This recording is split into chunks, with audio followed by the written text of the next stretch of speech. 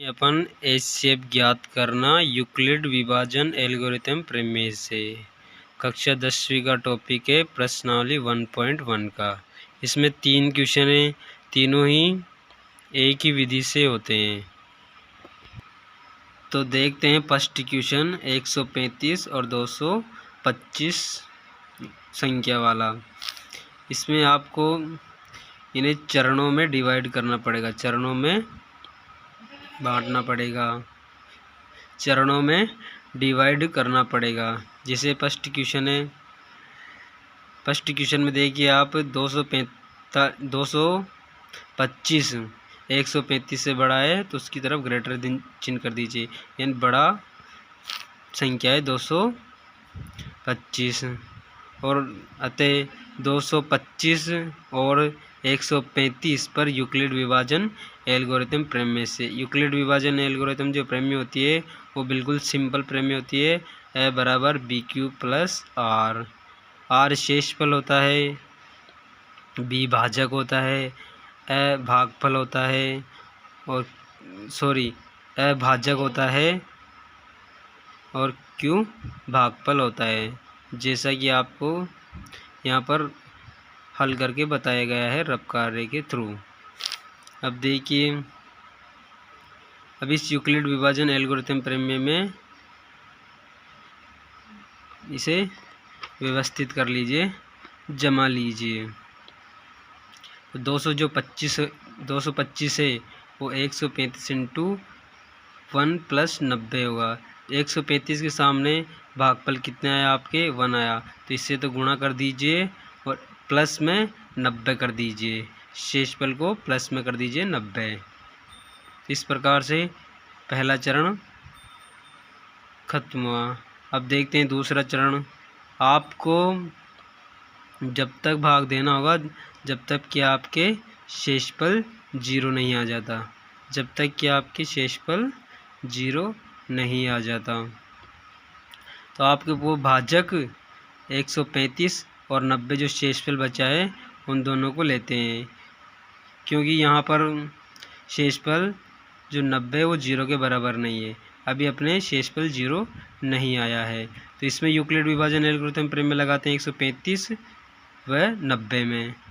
तो 90 का भाग जैसे 135 में देते हैं, एक बार जाता है और शेषफल कितना आता है 45 शेषफल आता है, 45 शेषफल आता है। तो 135 बराबर 90 इंटू 1 प्लस 45 कर दीजिए यूक्लिड विभाजन एल्गोरिथम प्रमेय से। इसके आगे बढ़ते हैं। अभी भी शेषफल 0 नहीं आया है, अभी भी क्या नहीं आया है, शेषफल 0 नहीं आया है। तीसरा चरण देखते हैं। इसे चरणों में ज़रूर डिवाइड कीजिए ताकि आपकी कॉपी चेक करने वाला एग्जामिनर को आप कॉपी को अच्छे से चेक करें। सुव्यवस्थित कीजिए ताकि चेक करने वाले को भी अच्छा लगे जो आपकी कॉपी चेक करता है। तीसरा चरण देखिए, यहाँ पे दूसरे चरण में देखिए शेषफल कितना आया 45 आया, कितना आया 45। शेषफल जो 45 है वो 0 के बराबर नहीं है, तो 90 और 45 पर यूक्लिड विभाजन एल्गोरिथम प्रमेय से। तो यहाँ पर 90 बड़ा है, 90 में 45 का भाग देंगे तो क्या आ जाएगा, शेषफल 0 आ जाएगा। तो 90 में 45 का भाग देंगे तो शेषफल क्या आ जाएगा, 0 आ जाएगा। तो यहाँ 45 का 90 में भाग देने पर शेषफल क्या आ गया, 0 आ गया। तो जो भाजक है जो 45 है, जिसका अपन ने जिस संख्या से शेषफल 0 आ जाता है वही उसका क्या रहता है, एच-शेप रहता है। क्या रहता है उसका, एच-शेप रहता है। तो बिल्कुल सिंपल है, आपको भाग देना आना चाहिए और इसे जहाँ तक शेषफल नहीं आता है वहाँ तक इसे चरणों में डिवाइड करते जाइए, चरणों में बांटिए। बिल्कुल आसान क्वेश्चन है, आप इसे उतार लीजिए अपने कॉपी में। दूसरे क्वेश्चन को बाद में देखेंगे, पहले तीसरा क्वेश्चन देख लेते हैं। तो ये भी बिल्कुल सिंपल है। यहाँ पर संख्या दे रखी है 868 और 245 है। तो इसमें भी फर्स्ट चरण में आप फर्स्ट और सेकंड या थर्ड हो, उसमें जो भी संख्या बड़ी है 868 उसे ग्रेटर देन में लिख लीजिए, और 868 और 245 में यूक्लिड विभाजन एल्गोरिथम प्रमेय से।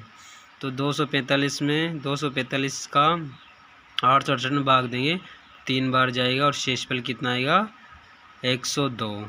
102 क्या आएगा शेषफल आएगा। तो इसे भी यूक्लिड विभाजन एल्गोरिथम प्रमेय में जमा लीजिए। 868 बराबर 245 255 इंटू 3 प्लस 102। तो यहाँ भी शेषफल क्या नहीं आया 0 नहीं आया। तो फिर दूसरा चरण लेते हैं। दूसरे चरण में फॉर्मेलिटी के लिए लिख लीजिए आप। तो दूसरे चरण में लिख लीजिए यहाँ शेषफल 102 0 के बराबर नहीं है। तो 245 और जो शेषफल आया 102 में यूक्लिड विभाजन प्रमेय से।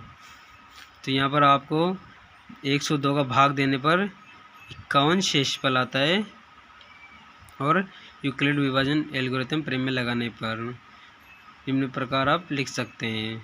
इसी प्रकार तीसरा चरण, यहाँ भी शेषफल 0 नहीं आया है तो आप तीसरा चरण भी लिख लीजिए। तो अब आप 51 का भाग 102 में देने पर शेषफल क्या आ जाता है 0 आ जाता है। जैसे ही शेषफल 0 आता है, जिस संख्या से भी शेषफल 0 आता है वही उसका क्या होता है एचसीएफ होता है। तो आप इसे भी बढ़िया तरीके से उतार लीजिए।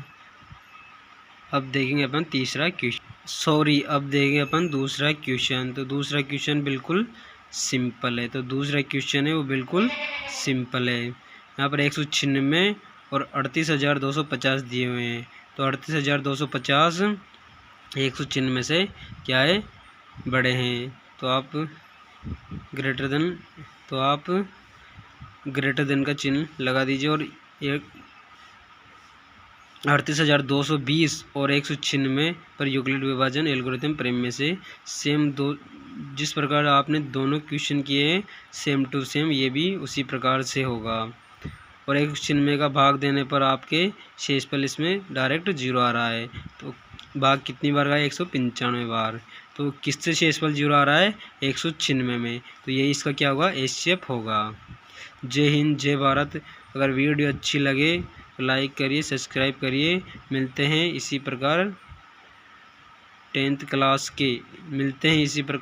क्लास के बेहतरीन टॉपिक के साथ।